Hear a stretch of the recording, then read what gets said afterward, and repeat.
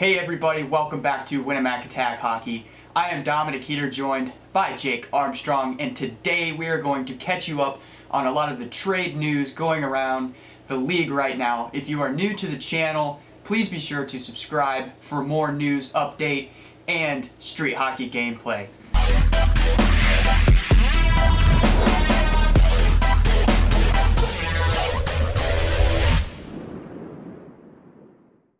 Alright, Jake, my friend, how are you doing today?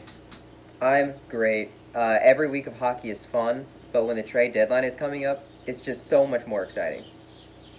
Oh yeah, for sure, and we have a lot to talk about, so let's just get right in here. The first trade that we have was between the Blackhawks and the Panthers. It was a 5-man trade.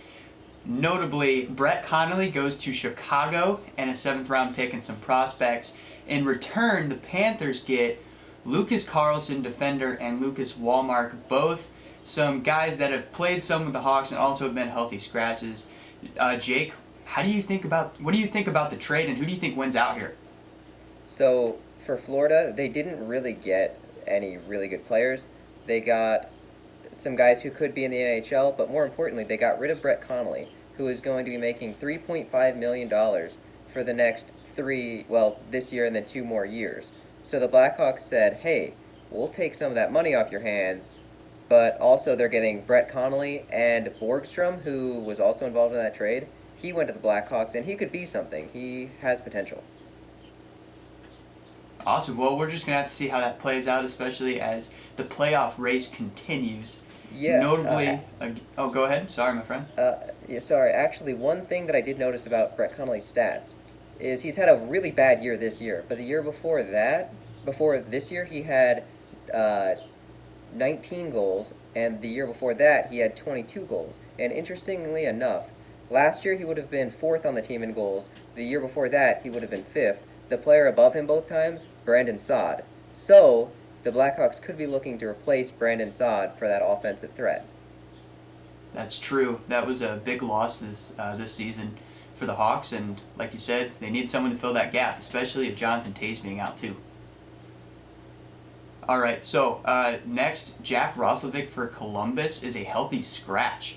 Jake, do you think he's going to be moving soon? If so, do you have any guesses? So remember, he just came in that Patrik Laine deal, and when he came, he was doing really well.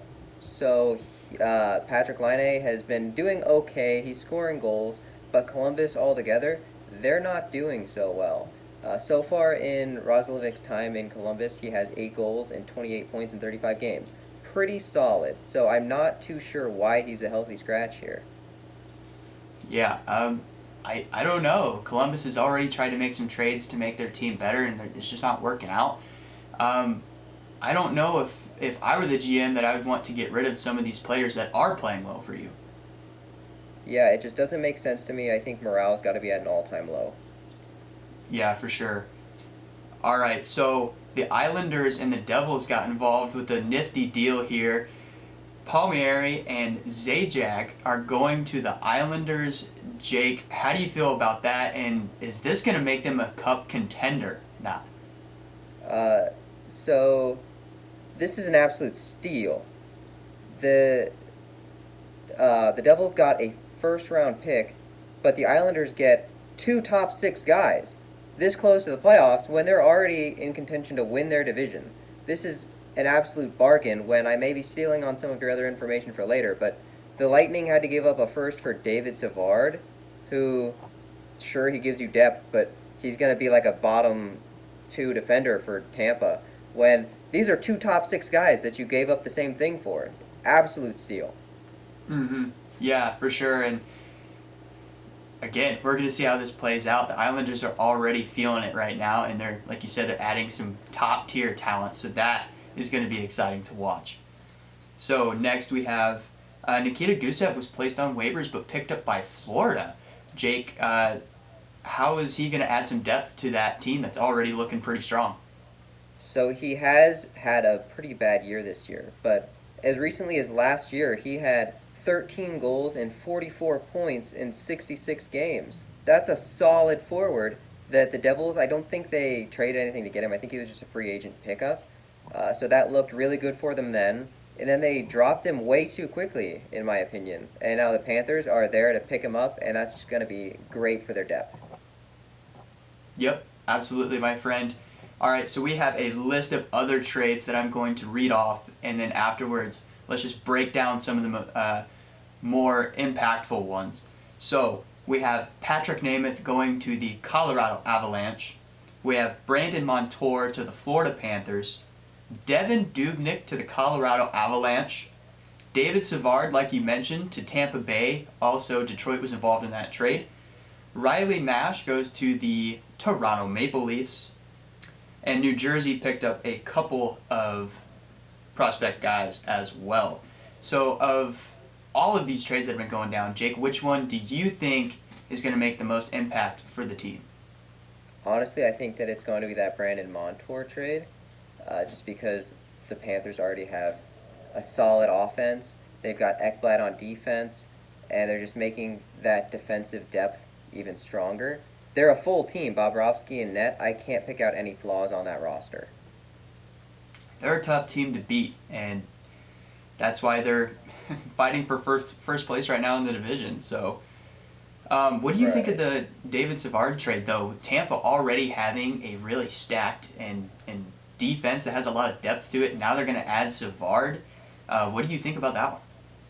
So they really did overpay for him. He's not worth a first-round pick. But I think if you're in that locker room right now and you see that management is willing to pay because they want you to succeed and they want to make the team the best that it can be, that's got to be a great morale boost. And you're right, they are a real threat, especially because Kucherov's been gone all year and they're still incredible. Now Stamkos just went down and they still stomped Nashville 3-0. The team is just so deep, and they could have a chance at a two-peat. Yeah, for sure. Man, again, just not having Kucherov. Could you imagine Tampa with Kucherov right now? They honestly might have gone undefeated.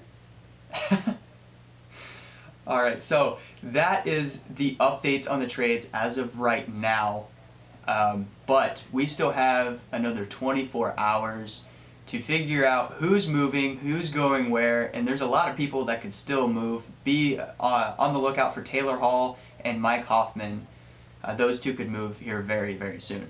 So, now let's go on to the rest of the news going on around the league. We have the Buffalo Sabres back in the news, but this time for something much better. They won a game, Jake. Actually, more than one. They've won a couple of games. As a Buffalo fan, that has got to be exciting, right? Yeah, I don't know if winning that game finally makes up for, setting the record for most losses in a row by any team in NHL history, including that game 17 to set the record. You're going into the third period, you're up 3-0. How do you screw that up? Hey, they wanted the views somehow, right? I mean, I'm sure they had a whole lot of people tuning in just to see the record, but man, bad look on the franchise. Right. All right, so next we have the Vegas Golden Knights and Chandler Stevenson getting a 3-game suspension. Jake, we've seen a couple of questionable calls with like McDavid and Nathan McKinnon and them not getting suspended for some kind of nasty hits. What do you think? Is the league kind of being a little inconsistent with this one? Yeah, I think definitely.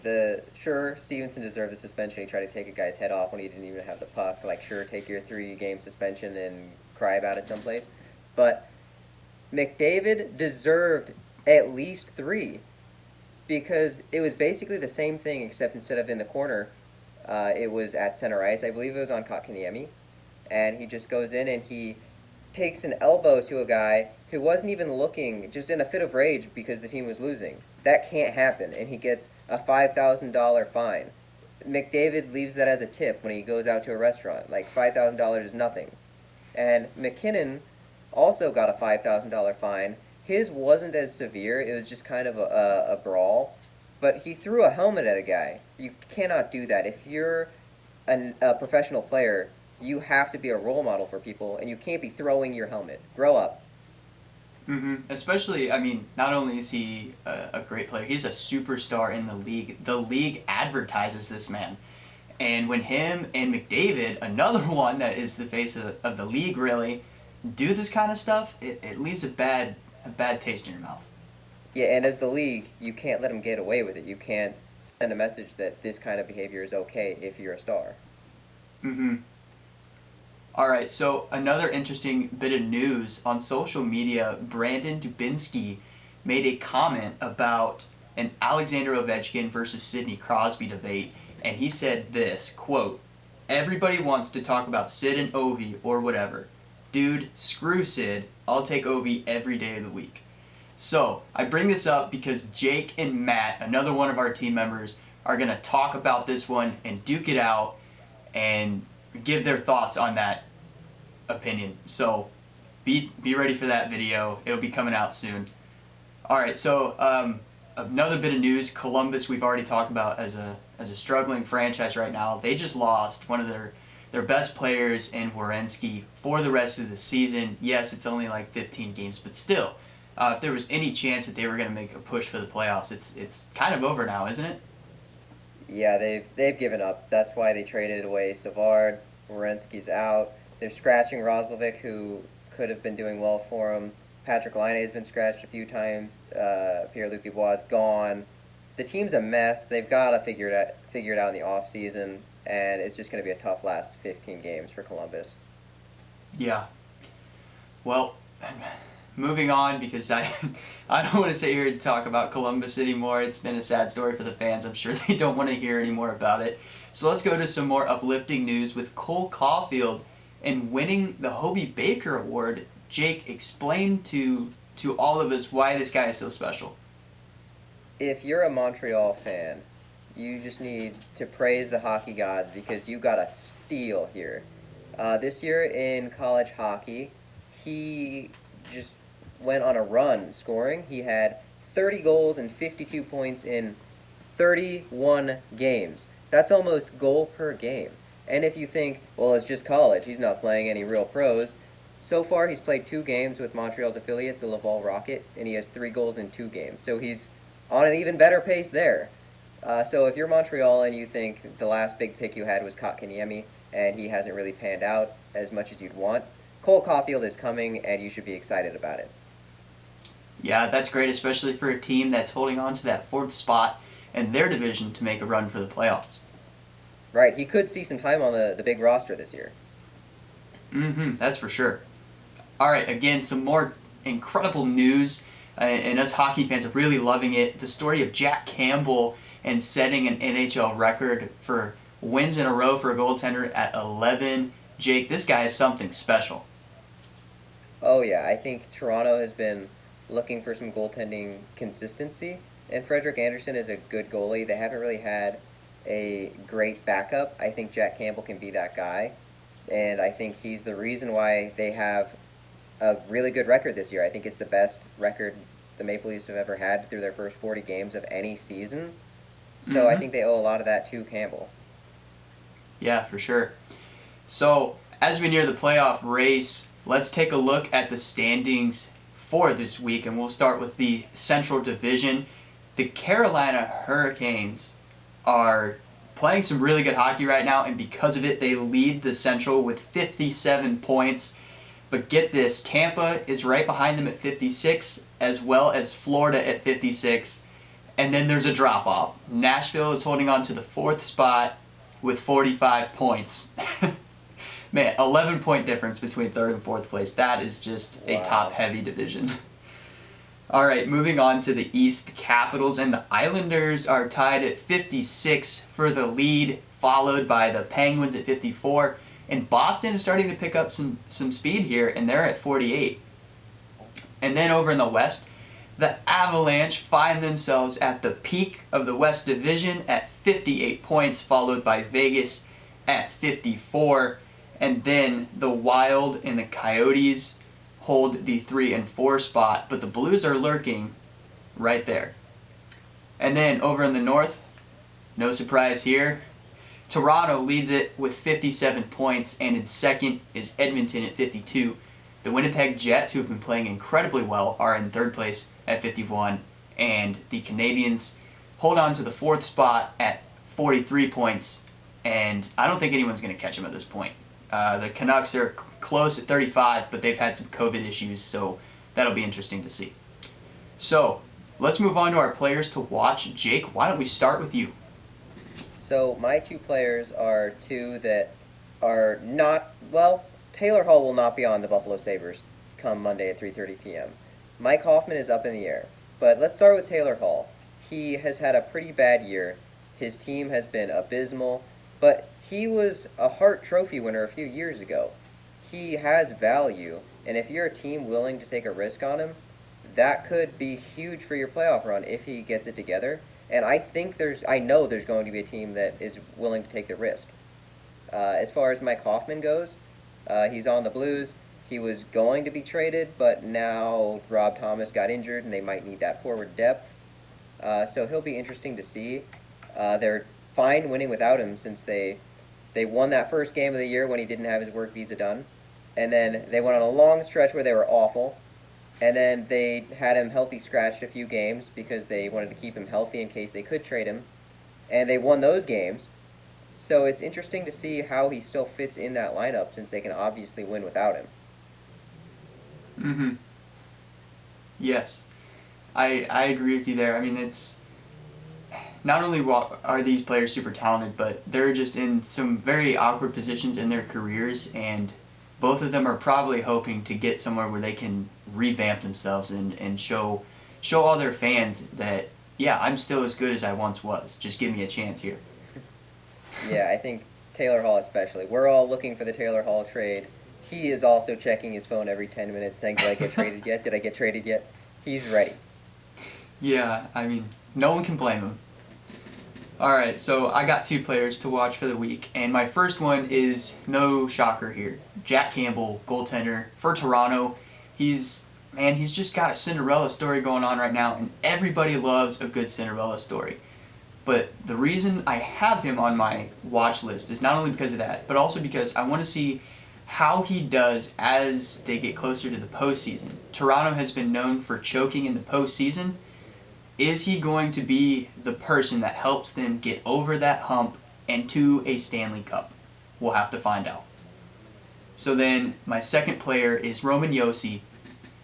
And look, this man is a Norris Trophy winner. He's a great defender. Everyone knows that. But I have him on here because the Nashville Predators have kind of come from nowhere to make a push for the playoffs. And I think it is because of his leadership. Yes, he's scoring, he's playing great defense, he's doing what he needs to do on the ice. But as a leader, he is rallying that team to be the Nashville Predators that their fans have been waiting for since 2016, really. So, those are my two players. Yeah, something that I didn't think about until you mentioned it a few seconds ago. Jack Campbell is the, in quotes, backup goalie in Toronto, but Seattle is lurking. They see a backup goalie doing well and they start salivating because they want to grab him. So when it comes to it, does Toronto protect Jack Campbell or Frederik Andersen? That is a great question and one that I do not have an answer for, but that is a great observation and something that we're going to have to pay attention to as Seattle is getting closer and closer to making their debut in the NHL. Right. All right, so that is it. Jake, do you have any more concluding thoughts before we say our goodbyes? As always, it's been a great week of hockey, and I'm excited to watch what happens this week. Yes, sir. All right, well, thank you all for tuning in once again to our NHL Weekly Update. I am Dom, and that is Jake. We will see you next time on Winamac Attack Hockey.